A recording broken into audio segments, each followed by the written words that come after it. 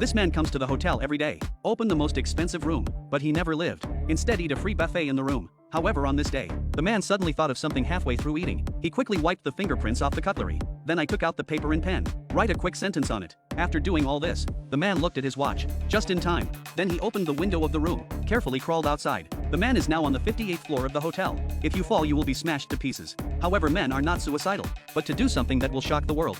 Very soon, the man's behavior attracts a large number of passers-by. The police arrived at the scene as soon as they received the call. To maintain order, the police immediately blocked Chunghua Avenue. Subsequently, Paul the negotiator goes into the man's room. Paul tried to communicate with men, but the man said he only talked to Sheriff Susan. If you don't see Susan in 10 minutes, then he will jump immediately. No way. Paul had to notify the police to find Susan. Soon Susan was ordered to the scene. Susan was puzzled. I obviously don't know a man, but why would a man want to talk to her? Susan asked the man why. Man says, he's trying to use Susan's fame to get more attention. It turns out that not long ago, Susan solved a murder case that shocked the nation, so that made Susan a celebrity. Sure enough, when the media learned that Susan was in charge of the case, they immediately rushed to the scene to broadcast the live broadcast. Now, man jumping off building gets national attention. Susan asked Paul to identify the man, but Paul handed Susan a note. She only saw that it said, no fingerprints were left in the room. That is to say, police have not yet been able to identify the man. Susan immediately realized, suicide is not a man's true goal. Apparently the man came prepared. Susan persuades men, if you encounter any difficulties,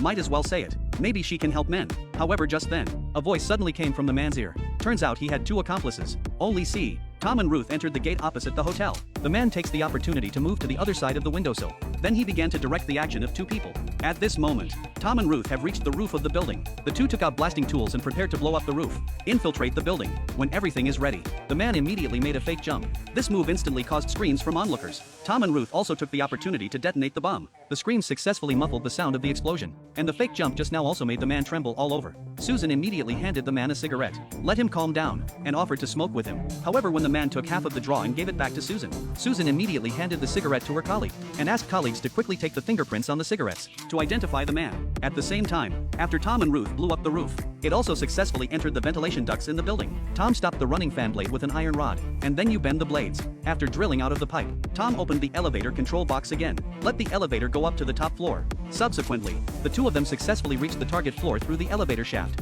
in order to avoid being photographed by surveillance. So Tom pulls out his skateboard. Then Ruth took out another piece of the same color as the floor and covered Tom. However, the security guard in the monitoring room is following the news of jumping off the building. He was completely oblivious to the abnormality of the surveillance footage. So Tom slides all the way under the surveillance. He took a photo of the hallway from a surveillance perspective. After printing it out, Tom blocked the photo from the surveillance again. Good trick to mess with the real. But just when the two thought they could execute the plan smoothly,